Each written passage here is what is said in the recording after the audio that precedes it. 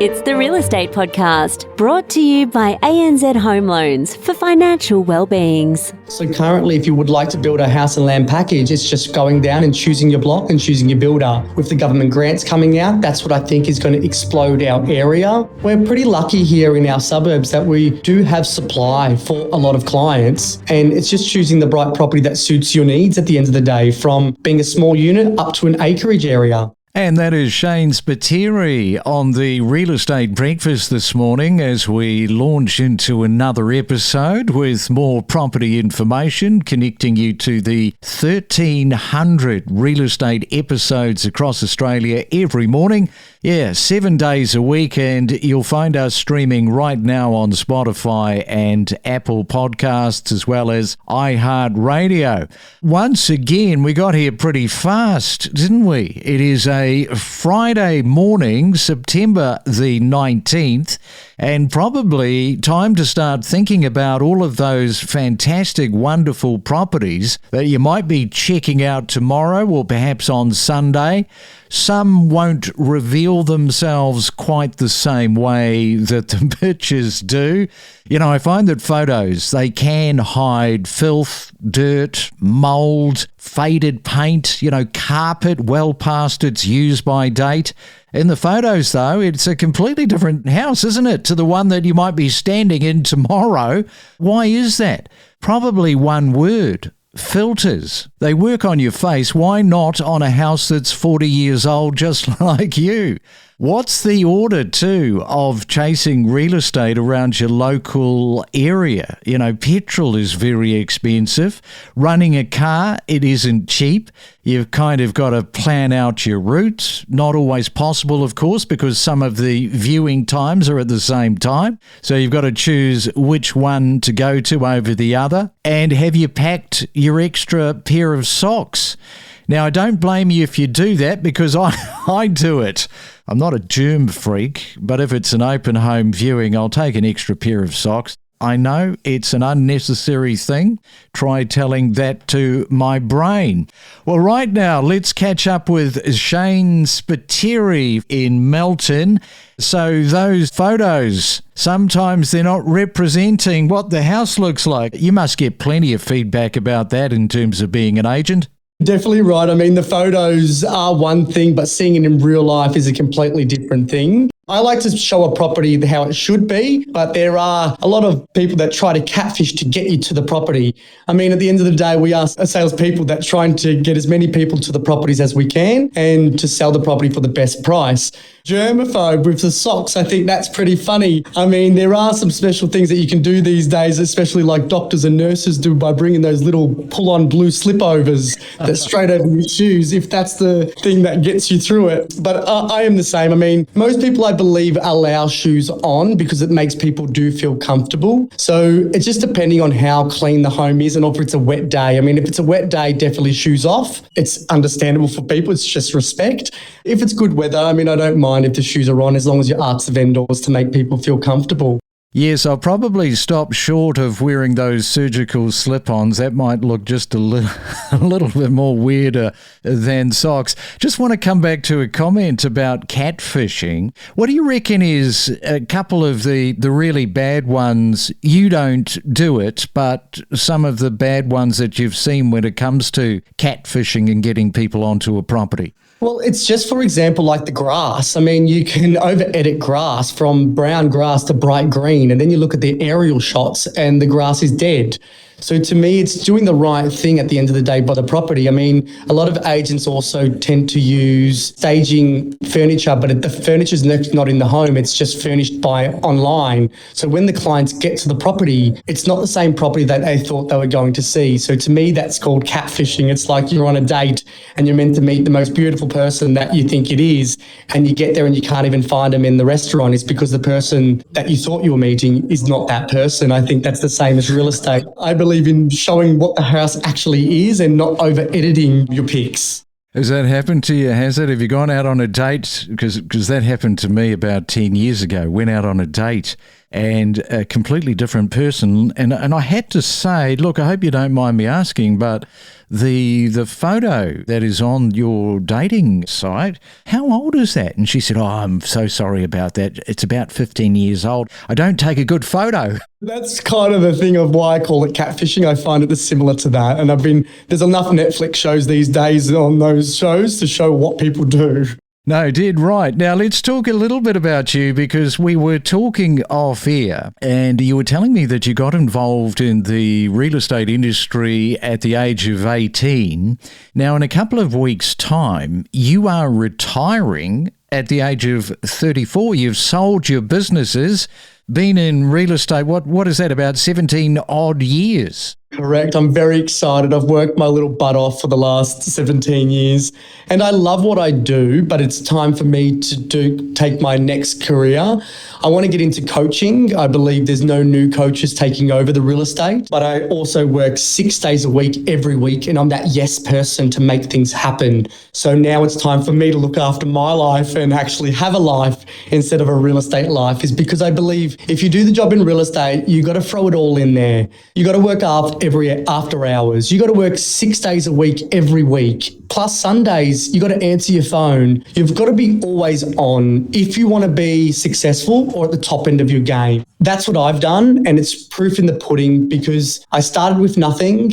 I've now managed 36 staff members, 3 offices. But yes, I am excited to get out of the selling and listing side and get agents to the next level and get them selling and making me proud on that, because I believe real estate is easy in a way if you know how to do it. Yes, indeed. Well, there's plenty of passion that is coming through from Shane this morning. We'll come back and we'll continue the conversation, especially for first home buyers, because there is an area, a suburb in Melton that you need to know about, and we'll talk about that next. Every morning from 6 a.m. across Australia, we deliver you the latest property news, commentary and predictions from Perth to Cairns and from Melbourne to Brisbane, 7 days a week. The dream of owning a home has slipped further and further away, out of reach. Property has long been in the heart of Australia's wealth creation. For many Australians, owning an investment property has been their primary path to building financial security. So why do you think property has played, such a central role in personal wealth building and creation? Yeah, really good question and very relevant for our times, with housing affordability being such a challenge. But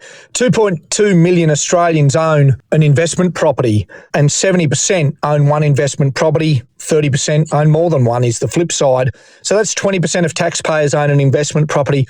Part of the reason investment properties have been such an attractive part of a wealth accumulation strategy has been the accessibility. We hear the word leverage. What does leverage actually mean? Leverage actually means you are able to utilise a home as an asset to borrow against to help buy into an investment property. Listen to expert perspectives with exclusive real estate conversations and supercharge your knowledge base with us. And it is a Real Estate Friday. We are talking to Shane Spiteri. He is in Melton, retiring at the age of 34. That is not too bad, is it? But working very hard to achieve that. Shane, let's talk about first home buyers. Very hard, of course, to find properties under $600,000 when it comes to houses. But you are in an area there, and it is called Brookfield, this suburb.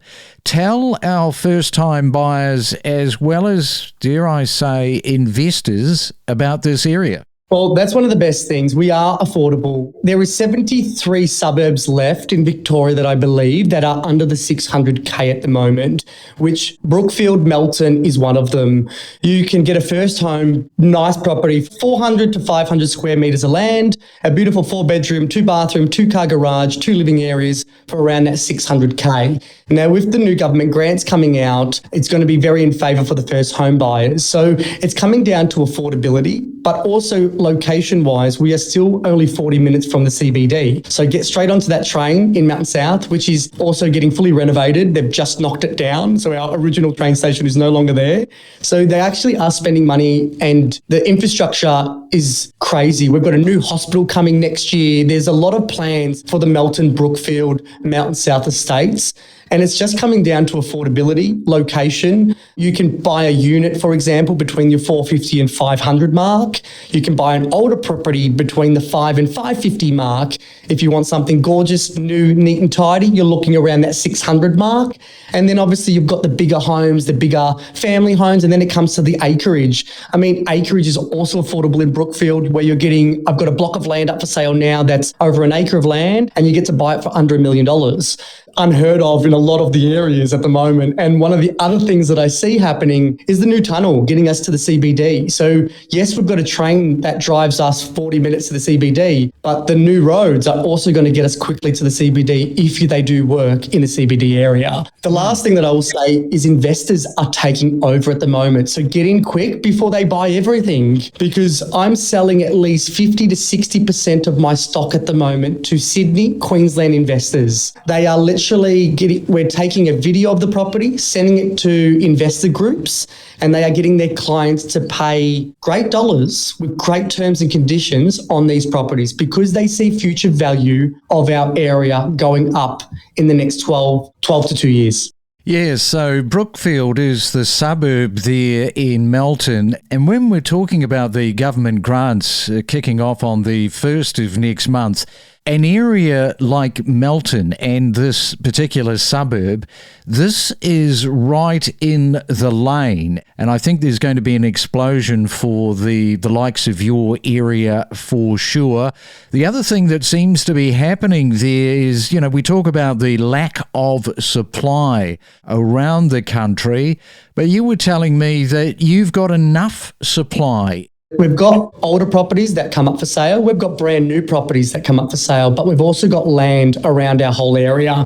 So yes, there is land in Brookfield, there is land in Kurrajong, there is land in Mountain South. All our surrounding suburbs have new house and land builds happening.